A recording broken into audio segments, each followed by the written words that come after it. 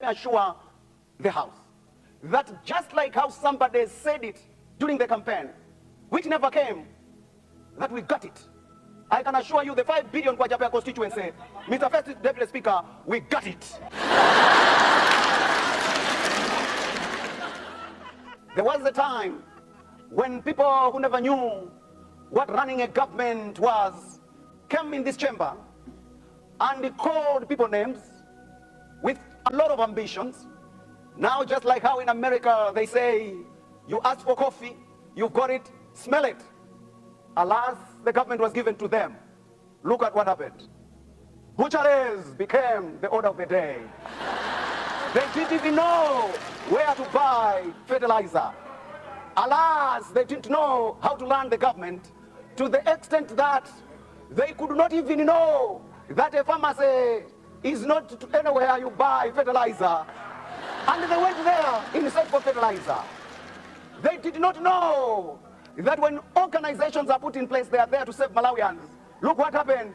They created what they called mega farms, only to give fertilizer to people who sold them. They did not know how to use vibrant young men who are in the chamber now, really contributing positively today, spelling out very good policies today, but they put them in the bench, and it took people who never understood anything, and then what did they do? Plunder, plunder, plunder, plunder. Until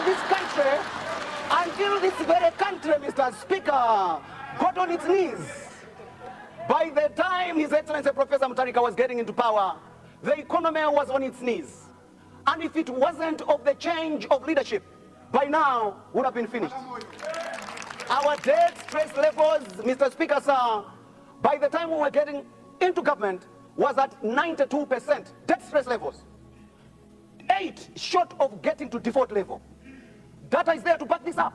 What that means, therefore, was all of us, our children, our dogs, our clothes, our chickens, and everything was in the debt of Malawi. How can that be? In 5 years, debt from 4.2 trillion, surely getting it all the way to 28 trillion. What were you doing with the money, by the way? What were you doing with the money? You thought it was mangoes in a tree. It cannot be. And there was tobacco with people who struggled. You couldn't even buy that tobacco. What were you doing? What did you think the running government was, by the way? Mr. First Deputy Speaker, I would like to invite them that just in 5 months, Second Deputy Speaker, you will see that inflation that was right around 30% is now going down. The biggest problem in an economy as we had was to stabilize the economy, to stop the economy changing it from the nosedive where we were. Stabilize it, then it will begin to grow.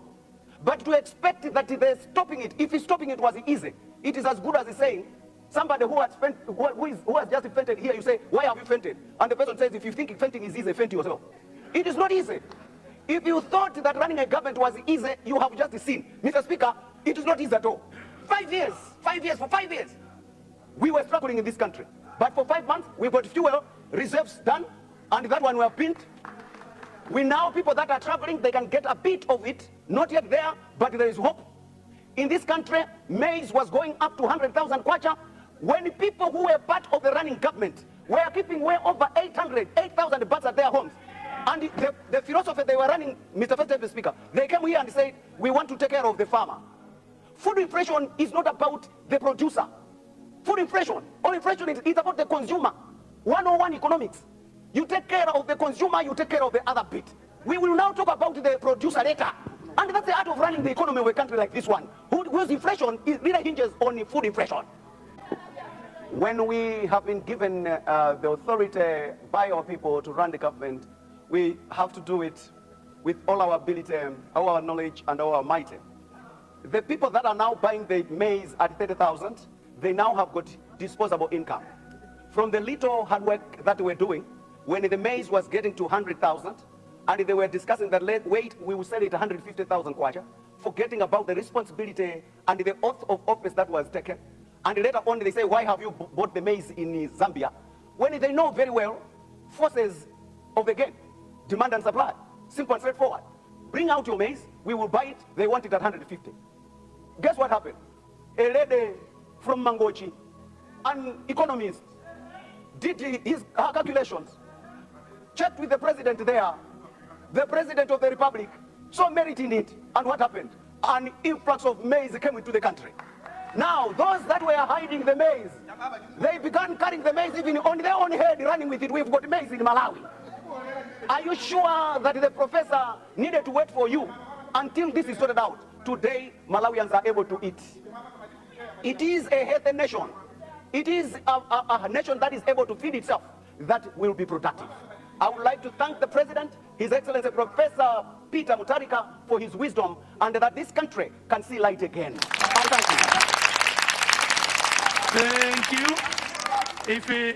If such presentation was coming towards the adjournment, we would allow to adjourn, but it's not yet time for adjournment. Adjourned.